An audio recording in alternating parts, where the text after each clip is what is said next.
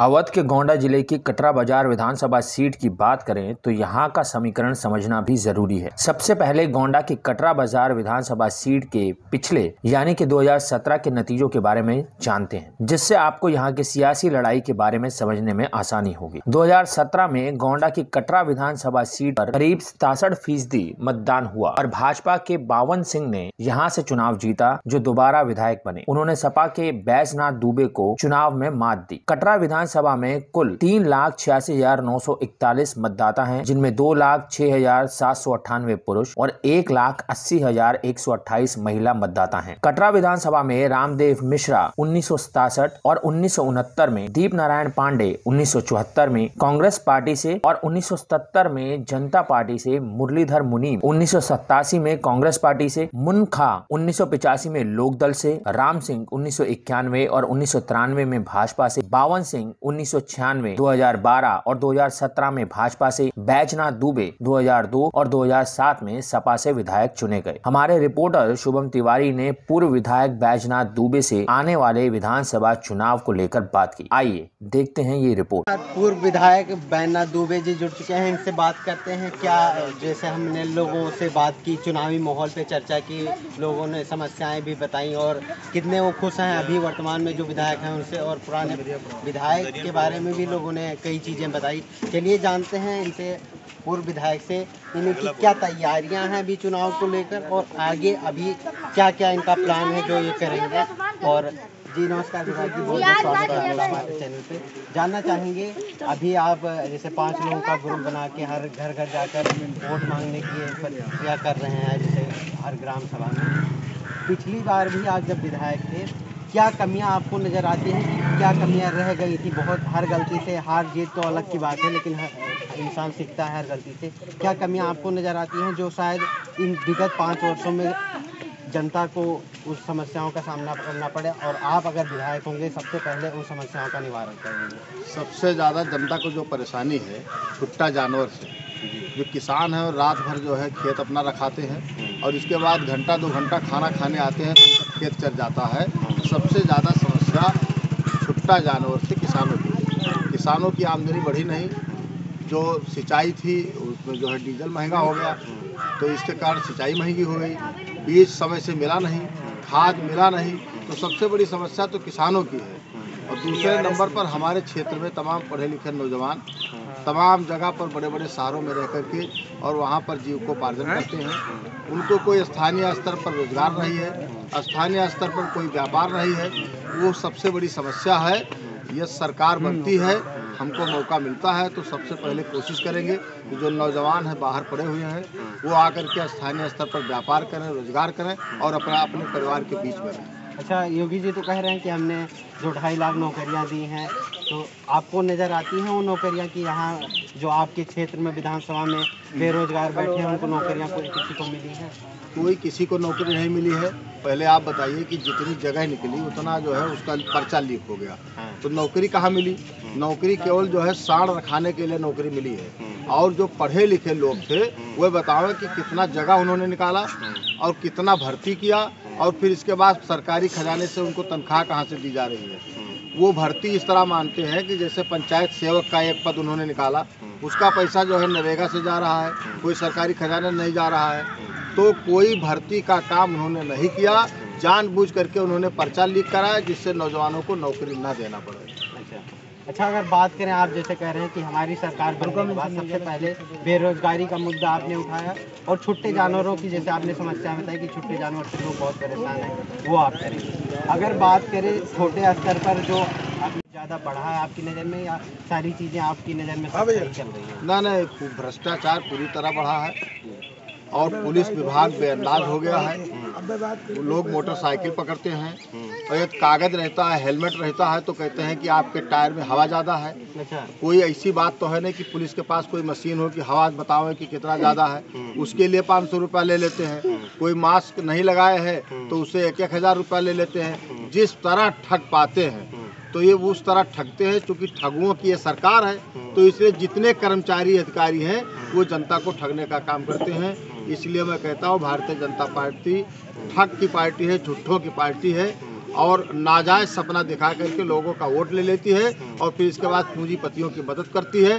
3,14,000 करोड़ रुपया पूंजीपतियों का टैक्स माफ़ कर दिया गया और जो किसानों का कर्जा है वो जो है कहीं 2200 कहीं 2500 रुपया माफ़ हुआ। तो ये पूंजीपतियों की सरकार है। सारे विभाग जितने भी विभाग हैं सब निजीकरण कर दिए गए हैं। तो नौकरी कहाँ से देंगे? जो जोगी जी कह रहे हैं तो नौकरी BSNL में मिलना नहीं है, कहीं FCI में मिलना नहीं है। नल विभाग था जल निगम वो भी खत्म कर दिया। जितने विभाग थे सब खत्म हो गए तो ये नौकरी कहाँ से देंगे? अच्छा, बात करें मुख्य समस्याएं आपके विधानसभा कटरा विधानसभा में सड़कों की भी समस्याएं काफ़ी ज़्यादा नज़र आई। हमने भी देखा जो गाँव में वैसे तो प्रधानों की जिम्मेदारी थी, लेकिन जो ब्लॉक स्तर और विधायक के स्तर से होता है। बावन सिंह जी भी कह रहे हैं कि काफ़ी हमने सड़कों का निर्माण करवाया। आपको क्या नज़र आती है सड़कें बढ़िया हैं? ऐसा है कि जो सड़कें उन्होंने निर्माण कराया है जिस पर 40 सेंटीमीटर गिट्टी पड़नी चाहिए उस पर 20 सेंटीमीटर पड़ी है। इसलिए ये चौरी कटरा मार्ग देखिए सामने आपके है, ये बनने के 3 महीने के बाद ही टूट गया। तो वो आधा काम कराते हैं, आधा कमीशन ले लेते हैं। जहाँ तक प्रधानों की बात है तो प्रधानों को इस तरह के ब्लॉक प्रमुख जो जीते हुए हैं जो प्रधानों को स्वच्छंद होकर के काम नहीं करने देते हैं। उनको पक्का काम करने को मिलता नहीं है, कच्चा काम वो करते हैं, पक्का काम ब्लॉक प्रमुख लोग करते हैं। तो हमारे हल्दर मऊ में तो इतनी दिक्कत है कि सारा काम जो है विधायक के पुत्र इस समय ब्लॉक प्रमुख हैं, उनकी बहू, वो सारा काम प्रधानों से उन्होंने छीन लिया है। तो प्रधानों का जीतना बिल्कुल बेकार हो गया है, कोई काम करने को मिलता नहीं। तो प्रधान बेचारे कौन काम करेंगे? और इतना भारी पैमाने पर ये जो है रकम लेते हैं, घूस लेते हैं, जिसके कारण सड़कें खराब हैं, बड़े बड़े गड्ढे हैं, लोग चल नहीं पाते हैं। जो सड़कें नई बनी हैं वो भी खराब हो गई हैं। जो पुरानी सड़कें थी उसको इन्होंने रिपेयर नहीं कराया और जो नदियों में पानी भरा हुआ है तमाम पैसा इन्होंने नदी साफ कराने के नाम पर निकलवा लिया और कहीं नदी साफ नहीं हुई। जल भराव की स्थिति है, गेहूं बोया नहीं गया, खेत जो है वैसे जल भराव की स्थिति में है, धान बह गया, खाद मिली नहीं। तो बहुत स्थिति खराब है हमारे क्षेत्र की। इसको किसी तरह से ये जनता भारतीय जनता पार्टी से और बावन सिंह से मुक्ति चाहती है कि हे ईश्वर इसी तरह से जो है भाजपा और बारी हमारी। अच्छा, जातीय समीकरण भी आंकड़े कुछ नज़र आते हैं, जैसे हिंदू तरफ एक तरफ हो जाके ये कह रहे हैं, योगी जी कह रहे हैं और बावन सिंह भी यही कह रहे हैं कि हमारी सरकार ने अयोध्या में राम मंदिर इतना बड़ा बनवाया और मुस्लिम के लिए काम, खैर कुछ हम उनके साथ भी हैं, काम कर रहे हैं। लेकिन आपको क्या नज़र आता है? क्या हम भी तो हिंदू हैं। नहीं, जातीय समीकरण हम भी हिंदू हैं, आप जान लीजिए। और उनसे बड़ा मैं हिंदू हूँ। मैं दुर्गा सप्तशती का पाठ करता हूँ, मैं विष्णु सहस्त्र नाम का पाठ करता हूँ। बावन सिंह सपने में भी नहीं, जो काम हम करते हैं धार्मिक काम नहीं कर सकते हैं।